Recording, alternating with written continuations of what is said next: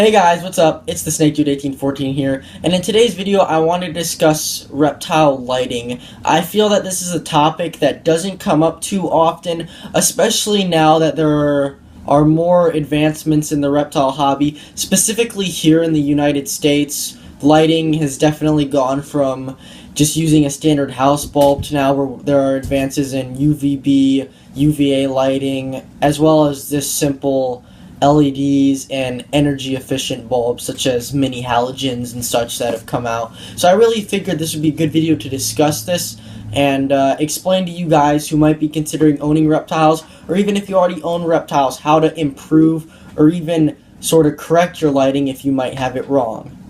So first off, we're going to discuss basking fixtures, or in other words, a bulb that you would use for primarily a diurnal reptile, meaning it is active during the day, to create a nice hot spot in order to have them warm up. Obviously, these come in many different varieties. In this case, for the use of my Chinese water dragon, Harry, she is currently down on the lower end of her habitat. But when it comes to lighting for her, I'm using a 100-watt intense basking spot. Now, you'll see, especially in store packaging, there are many different types of basking bulbs, including this is labeled as the intense basking spot. So I'll get into that momentarily. So when discussing basking lights, such as this Reptile basking spot lamp by Zoomed, these lights are mainly for a diurnal species, as I showed you guys with my water dragon. Really anything that needs to heat up its body for a certain time of day. Some good examples would be things like tortoises, large lizards such as iguanas, tegus, especially as you can see here, a bearded dragon with this infrared spot lamp, chameleons, anything that really basks in a high intensity spot, usually where there's an accelerated temperature compared to the rest of the habitat. Say again with this chameleon, maybe you'll have a 100-degree basking spot even though the ambient cage will be 80 degrees. Now, if you're owning something like a corn snake or a leopard gecko, which doesn't really bask, they're more crepuscular or nocturnal, meaning they're active at dawn and dusk, that is where I like to recommend an incandescent fixture. So when it comes to having a crepuscular or nocturnal species like a corn snake here, this is Vegas' setup, guys. He's currently hiding at the moment, so you can't see him. But for his lighting, yes, I am using a ceramic heat emitter. We will get to that later. But for a daytime heat source, I currently have it turned off so you guys can see. I'm using a day blue incandescent bulb. So these, unlike a basking bulb, create a more evenly distributed heat, whereas a basking bulb will focus that heat in one direction. So let's look at some examples.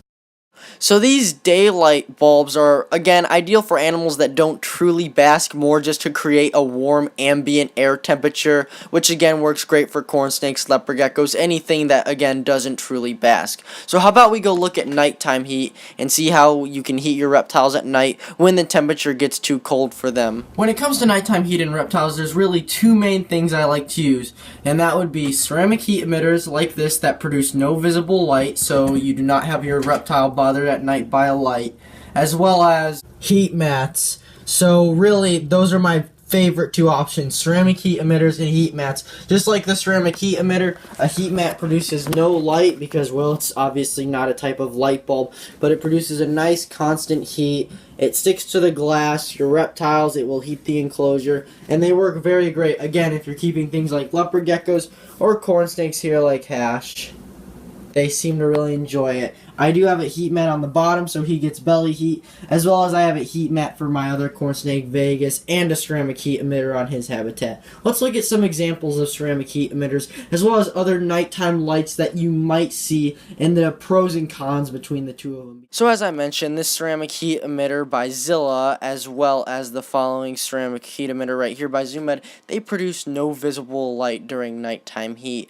However, some bulbs like this infrared heat lamp, as well as this other red basking bulb, or not basking bulb, night bulb should I say, do produce heat, similar with these moonlight bulbs that are a bluish color. The big debate on these is that they do produce some visual light and that your animals can see them. However, I have been experimenting with one type of light, which is this Exoterra day-night LED fixture. The LEDs produce no visual heat in a lower light source compared to that of a standard bright blue colored incandescent. So far I've been using it on my crested gecko and I've actually had decent results. So this is Jazz, the Crested Gecko setup, and as you can see, under the Exoterra Night fixture, it is currently on the blue setting, as I mentioned. If you guys go to some of my past videos, you can see what it looks like in the day setting, but as you can see, compared to a bright incandescent light fixture, it produces a lower quality LED light, which again seems to be letting her know that this is in fact nighttime, and it's nice because it does allow me to get some night viewing of her. So far, no complaints, and I think if you do plan to use this on a nocturnal gecko, like a leopard gecko, gargoyle gecko, and in this case a crested gecko, this would be an appropriate light fixture. Not to mention that it also produces no heat, so it might not throw the reptile off of its day and night cycle.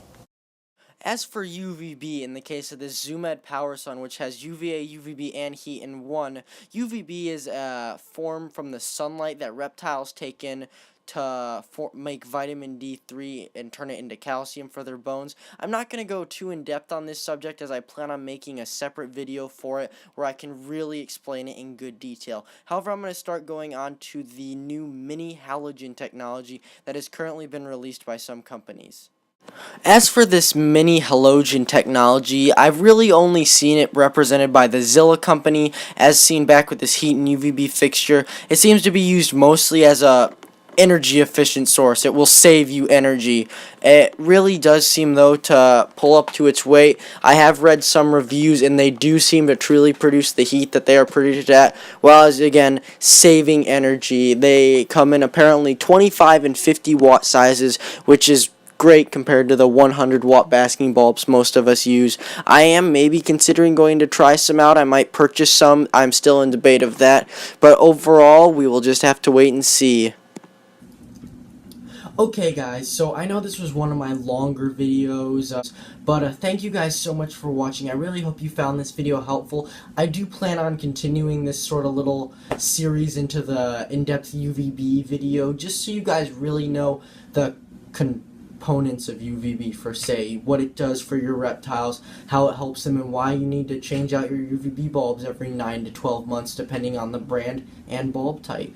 Otherwise though, leave a like. If you want to see more, hit that subscribe button. I greatly appreciate it, and feel free to follow me on all my social media sources where I post bonus photos and videos daily, sometimes every other day depending on how active I am. You can follow my Instagram at thesnakedude1814, and I have a link to my Facebook page below, so leave a like on that too. Until then, I really guys hope you like this video, and I will see you guys next time. Adios.